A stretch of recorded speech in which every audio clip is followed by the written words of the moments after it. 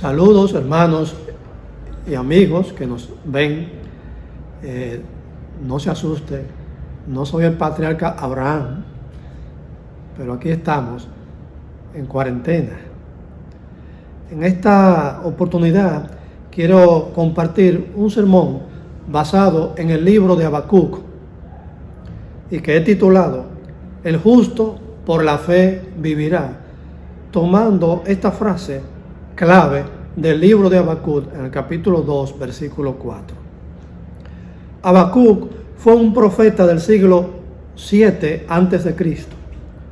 En su pequeño libro, que aparece en la Biblia, solamente tiene 3 capítulos, no nos da detalles de su ministerio, sino de su experiencia personal con Dios ante el anuncio de un juicio divino sobre su pueblo por la maldad y el pecado que imperaba en la sociedad de entonces. Habacuc mismo no nos da datos precisos en cuanto a la época en que vivió y escribió.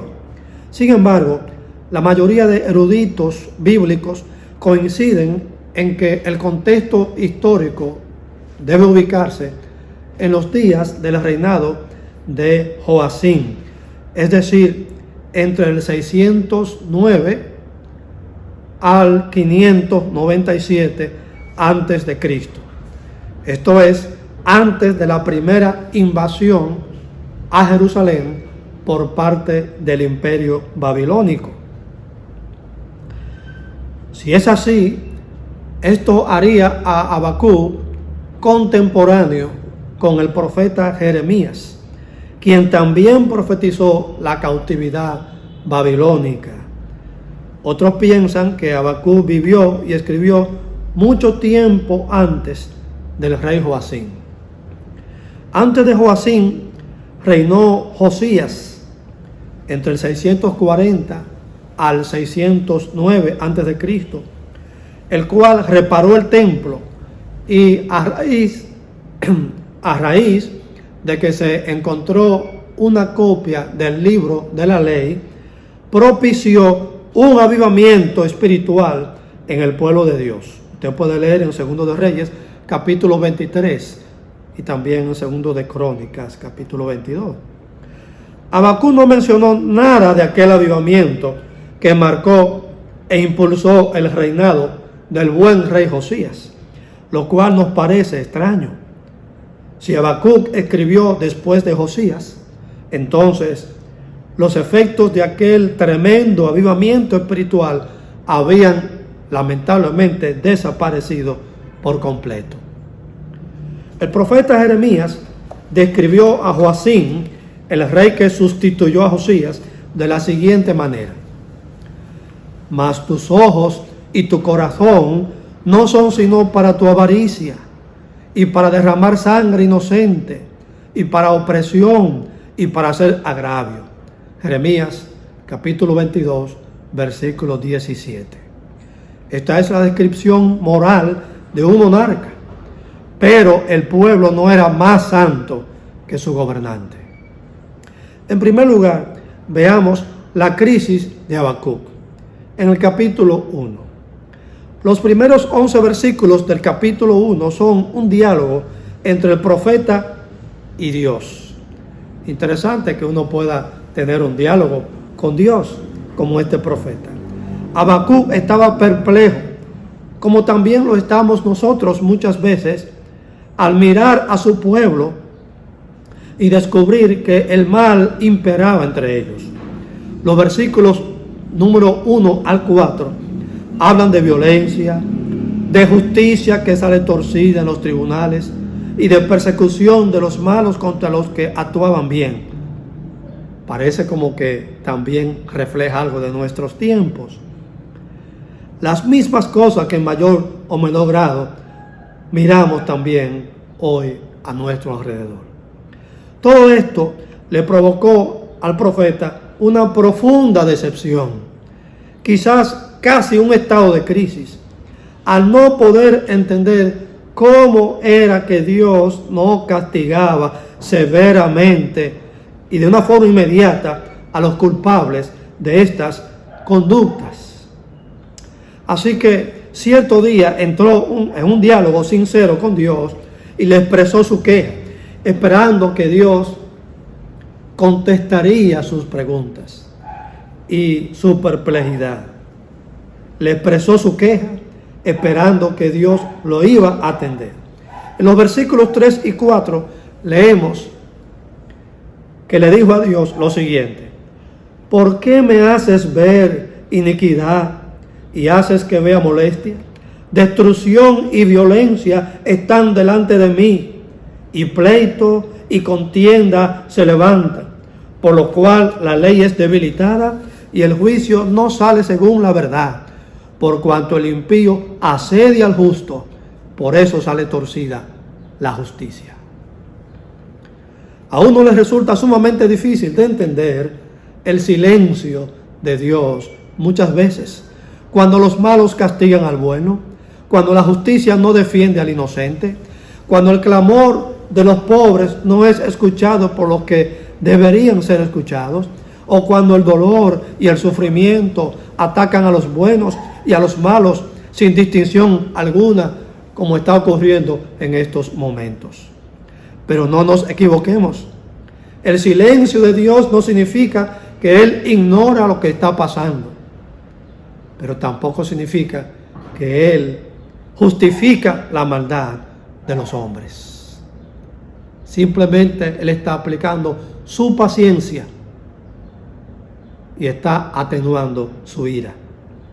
Sodoma y Gomorra en la antigüedad se divirtieron en sus pecados, pero llegó el día cuando fueron destruidas por Dios como prueba de que Dios no tolerará para siempre el pecado y la maldad de los que pretenden burlarse de Dios y de sus leyes. Tal vez Lot, aquel sobrino de Abraham y que la Biblia le llama que era justo, tal vez él hacía muchas veces sus oraciones a Dios, pidiéndole a Dios que hiciera algo por la perversidad que veía en estas ciudades. Mientras, por un lado, el patriarca Abraham pedía a Dios que no la destruyera por amor a quizás unos cuantos justos que pudieran vivir allí, Dios escuchó el clamor de Lot y en su momento justo tronó desde los cielos contra aquella impía generación. Así esperaba el profeta Habacuc, que Dios tronaría contra los malos que él miraba en su tiempo, que Dios iba a actuar contra la sociedad que ya él como profeta no podía soportar. Más adelante, el mismo profeta le pregunta a Dios: ¿por qué callas cuando destruye el impío al más justo que él? Bueno, tenemos que reconocer que como humanos pecadores no podemos entender el silencio ni la paciencia de Dios. Pero aprendemos que en su silencio Dios muestra muchas veces su misericordia. Y esta es la oportunidad precisamente de los hombres para arrepentirse, acercarse a Dios y beneficiarse de su perdón. Porque si no lo hace, entonces será tarde cuando Dios desate su ira. En los versículos siguientes, es decir, del 5 al 11 del capítulo 1, donde estamos, Dios rompió su silencio y le dijo al profeta lo que iba a hacer. Así entramos entonces en el segundo punto: una respuesta inesperada. Específicamente, Dios le reveló al profeta que iba a usar a los caldeos, como se le llamaba antiguamente a los babilonios, que los iba a usar para castigar la maldad del reino de Judá, el pueblo de Dios. El imperio babilónico era conocido por su maldad, por su caballería, por su velocidad, por su ferocidad al conquistar. Escuche las mismas palabras de Dios describiendo a ese pueblo antiguo. Porque aquí yo levanto a los caldeos, nación cruel y presurosa, que camina por la anchura de la tierra para poseer las moradas ajenas. Sus caballos serán más ligeros que leopardos y más feroces que lobos nocturnos. Toda ella vendrá a la presa. El terror va delante de ella y recogerá cautivos como arena. Y muchas cosas más que dice Dios directamente a Habacuc, describiendo cómo era el pueblo de los babilonios a la hora de conquistar. Quizá todavía en el tiempo que Dios le habla al profeta Habacuc, los caldeos se mostraban amistosos. Tal vez no mostraban su ferocidad y su maldad o sus intenciones o sus planes hacia el pueblo de Israel. Pero Habacuc ya sabía que ellos serían el instrumento de Dios para castigar al pueblo de Dios que se estaba portando mal. Pero en vez de consuelo, esta respuesta produjo perplejidad y asombro en el profeta. ¿Que vas a usar a un pueblo más malo para castigar a tu pueblo? No, no puede ser, pensaría el profeta Habacuc. Sí, Dios puede hacer lo que se propone para cumplir su propósito, y para ello usa a quien le place, cuando quiere y como Él quiera. Puso palabras en la boca de una asna para obstruir el camino de Balaam, porque iba con la intención de maldecir a Israel, y Dios no podía permitírselo. También usó a un rey pagano llamado Ciro el Grande para ordenar el regreso del pueblo judío a su tierra bendita, luego que pasaron los 70 años de cautiverio en Babilonia. Y si Dios así lo ha querido, pudo haber enviado, o por lo menos permitido, la pandemia que hoy vemos para llamar al mundo al arrepentimiento, para llamar a la iglesia a una fe más viva y más comprometida y más santificada, a una fe más profunda, a un avivamiento real como el que necesitamos y una consagración que hemos descuidado, pero que la necesitamos profundamente. A veces Dios tiene formas de hablar que estremecen los cimientos de la tierra, y nosotros, acostumbrados a ignorar su voz, nos quedamos sin excusas por nuestra sordera intencional. Entonces Dios nos habla fuertemente. Y en tercer y último lugar, podemos ver en el capítulo 3 la fe en medio del desastre. El capítulo 3 de Habacuc contiene la oración de fe y confianza en Dios a pesar de lo que vendría, y que ya Habacuc sabía porque Dios se lo acababa de anunciar. Se sabe que los judíos le pusieron música a esta oración y la cantaban en sus cultos de adoración. Efectivamente, la palabra del Señor se cumpliría. Los caldeos invasores arrasarían a Judá con destrucción y violencia. Hubo 3 invasiones de Babilonia hacia Jerusalén. La primera fue en el año 605 a.C., cuando Daniel y sus amigos fueron llevados a Babilonia junto con otros cautivos. La segunda irrupción de Babilonia en Jerusalén fue en el año 598 a.C. En esa ocasión se llevaron, entre otros, al joven Ezequiel, que llegó a ser el profeta Ezequiel y también escribió su libro en la Biblia. Y la tercera y última invasión de Babilonia a Jerusalén fue en el año 586 a.C., cuando finalmente el templo de Jerusalén fue destruido y la ciudad devastada.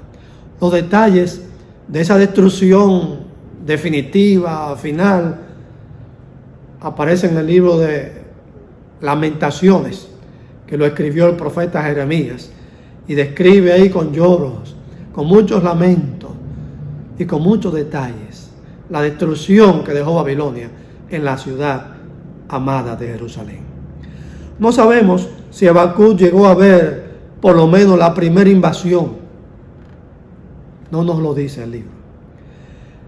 Ya que Dios le anunció de antemano que los caldeos llegarían, Habacuc aceptó la palabra de Dios y se preparó para la crisis nacional que eso significaría. En su oración, en el capítulo 3 de su libro, podemos ver tres cosas importantes. En primer lugar, Habacuc apeló a Dios para que actuara a favor de su pueblo, aún en medio de la crisis. Los versículos 1 y 2 del capítulo 3. Ahí reconoció que sintió temor cuando escuchó la respuesta que Dios le dio, e instó a Dios a avivar su palabra cuando le dio esto, para que hiciera el cumplimiento literal de ella. Pero a pesar de todo lo que pudiera pasar, apeló a la misericordia de Dios, como nosotros también apelamos ahora a su misericordia en medio de lo que está pasando. Dicen los versículos 1 y 2 de Habacuc capítulo 3: oh Jehová, he oído tu palabra, es decir, la respuesta que Dios le dio, y temí. Oh Jehová, aviva tu obra en medio de los tiempos, es decir, dale para adelante, cumple tu palabra que has anunciado. En medio de los tiempos, hazla conocer. Pero mire lo que dice aquí: en la ira, acuérdate de la misericordia. Amados hermanos y amigos, estamos en medio de una pandemia global muy peligrosa. Dios está actuando en el mundo de los hombres. Está, como diciendo, avivando sus actos de justicia y mostrando al mundo que Él tiene el control de la vida de los hombres. El hombre jamás podrá burlarse de Dios. Dios tiene en su mano a los hombres, y si Él decide aplastar el orgullo humano, lo hace porque Él es soberano y gobierna con justicia. Pero aún en medio del caos, si a Él le place, si Él lo desea, puede mostrar su misericordia. Y Habacuc lo sabía, y esta era la petición de Habacuc. Por eso apeló a Dios: en la ira, acuérdate, Dios, que tú eres misericordioso. Esa misma debe ser también la oración de cada cristiano en esta hora oscura que estamos viviendo en este tiempo actual. Que Dios tenga misericordia de tantas personas que sufren en estos momentos. Que Dios tenga misericordia de los médicos, de las enfermeras y enfermeros, y de todos los que ponen sus vidas día a día para salvar las vidas de los enfermos de esta pandemia. Que Dios tenga misericordia de tantas personas que ya se han quedado sin empleo y que no saben qué van a comer. Que Dios tenga misericordia de la crisis que viene producto de esta situación, y que en medio de todo tenga misericordia de su pueblo, para sostener su pueblo y para darle esperanza a los que no tienen esperanza.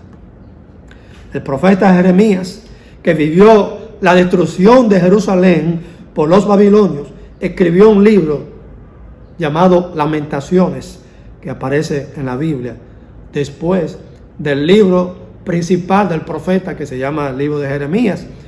En ese libro describe la desolación que dejaron los babilonios y llora por la condición del pueblo.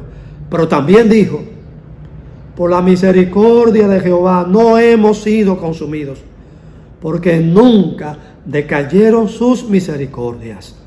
Nuevas son cada mañana. Libro de Lamentaciones, capítulo 3, versículos 22 y 23.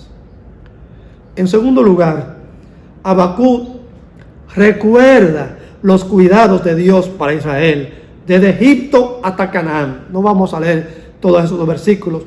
Desde el versículo 3 hasta el versículo 15 del tercer capítulo de su libro, Habacuc hace un recordatorio, como recordándole a Dios, o recordándose a sí mismo, las tantas veces que Dios, en medio de la ira, en medio de los problemas, mostró su misericordia para con el pueblo de Israel. Era una manera de decirse a sí mismo.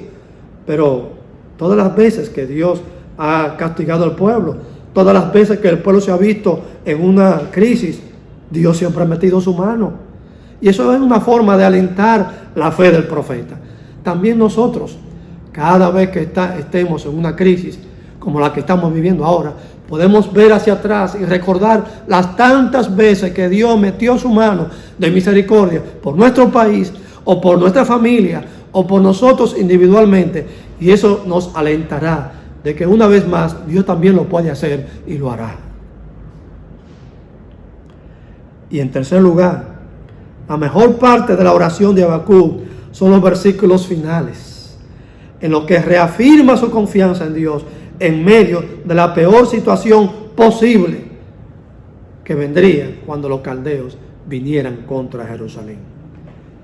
Dicen estos versículos: aunque la higuera no florezca, ni en las vides haya frutos, aunque falte el producto del olivo, y los labrados no den mantenimiento, y las ovejas sean quitadas de la majada, y no haya vacas en los corrales, con todo, yo me alegraré en Jehová, y me gozaré en el Dios de mi salvación.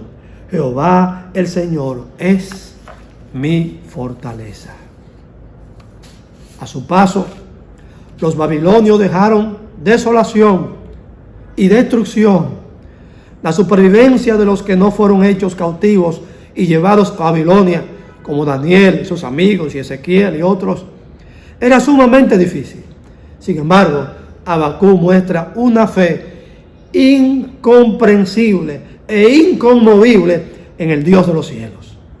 Eso es confianza 100% en Dios.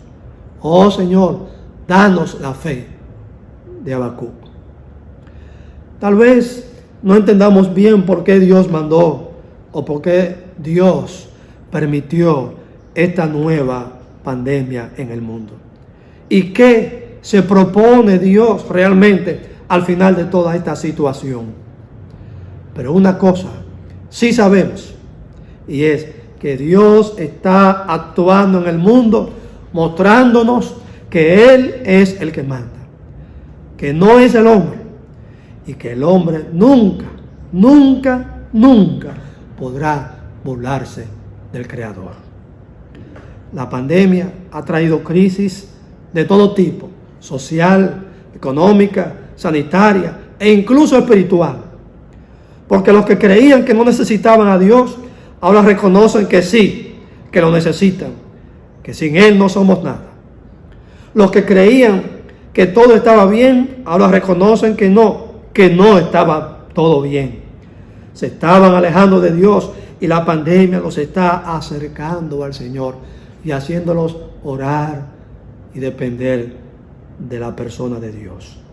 Las palabras más conocidas de Habacuc aparecen en el capítulo 2, versículo 4, y que son citadas en el Nuevo Testamento en 3 ocasiones.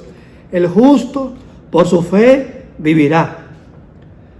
En conclusión, el mensaje de Habacuc es la fe. Fe en medio de la crisis, fe ante el aumento de la maldad, fe en medio de la pandemia, fe en medio del desastre económico y social que tienden a producir las crisis mundiales. Dios tiene un mensaje para su pueblo en este tiempo, que es el mismo mensaje de siempre. Ese mensaje, mi hermano y mi amigo, es: búscame y confía en mí. Búscame y confía en mí. Pero el mensaje más relevante que Dios tiene para el mundo en medio de los tiempos es el antiguo mensaje de la salvación. Escribió también el profeta Isaías: buscad a Jehová mientras puede ser hallado, llamadle en tanto que está cercano, y vuelvas a Jehová, el cual tendrá de él misericordia, al Dios nuestro, el cual será amplio en perdonar. Jesucristo, el Hijo de Dios, es el camino seguro para llegar al Padre. Busquemos al Señor ahora que hay tiempo, para que disfrutemos y encontremos en Él misericordia, perdón y salvación. Oremos.